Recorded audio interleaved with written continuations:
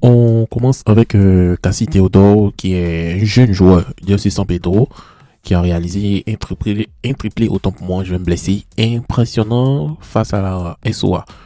En tout cas, c'est une performance éclatante parce que son équipe a gagné 4-1 au stade Robert Champeau. Et le joueur qui est âgé seulement de 20 ans, qui est international U20, ivoirien, qui continue de briller par son potentiel. Je vous rappelle que c'est un milieu, il peut jouer à la fois milieu, il peut jouer à la fois ailier. Voilà.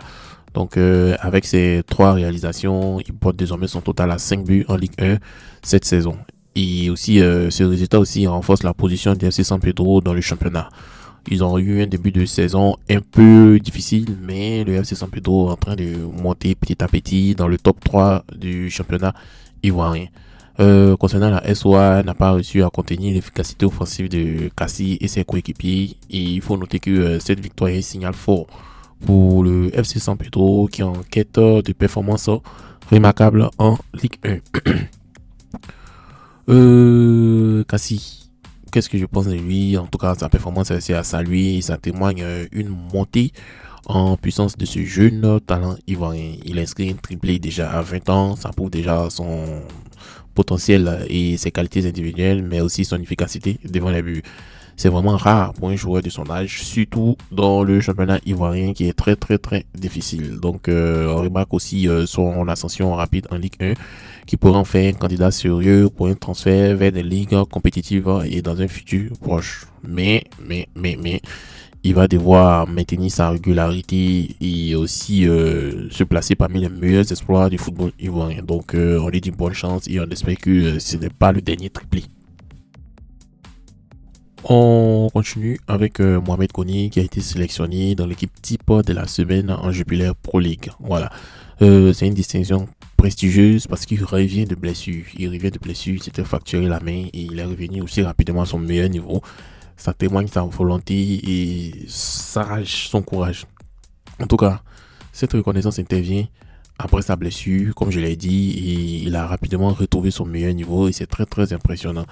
Il a une grande prestation et ça s'est bien passé et ils ont gagné 3-1. Donc Mohamed Kone démontre une résilience exemplaire après une période difficile marquée par son indisponibilité. Voilà, donc cette distinction en tant que dans l'équipe type de la semaine montre une importance non seulement pour son club, mais aussi pour le football ivoirien. Et aussi, c'est en train de montrer Mohamed Kone sur la scène belge. Voilà. Donc il revient en force et il pourra devenir un atout majeur pour les prochains défis des éléphants. Donc c'est quand on salue le retour de Mohamed Kone. On sait bien que prochaine sélection, s'il n'est pas prochain rassemblement autant pour moi, s'il n'est pas blessé, il va venir et sa place est voilà. Donc aussi n'oubliez pas aussi qu'on peut prendre aussi Issa Fofana, ça c'est un petit clin d'œil. Voilà, donc ça va faire un trio de jeunes gardiens. Et il faut noter que le fait qu'il soit rapidement dans une équipe de la semaine après sa blessure montre son professionnalisme et son mental d'acier. Voilà. On termine avec Didier Drogba qui, on lui a demandé sur RFI si la présidence de la Fédération ivoirienne de football faisait encore partie de ses rêves. Et il a répondu. Il dit qu'il rêve très peu en ce moment. Ça, c'est une réponse. Hein. Qu'est-ce que vous en pensez de sa réponse? Il dit qu'il rêve très peu en ce moment. Voilà. Franchement, cette réponse laisse entendre qu'il est dans une période de réflexion plus pragmatique où ses aspirations professionnelles se font moins visibles. Voilà.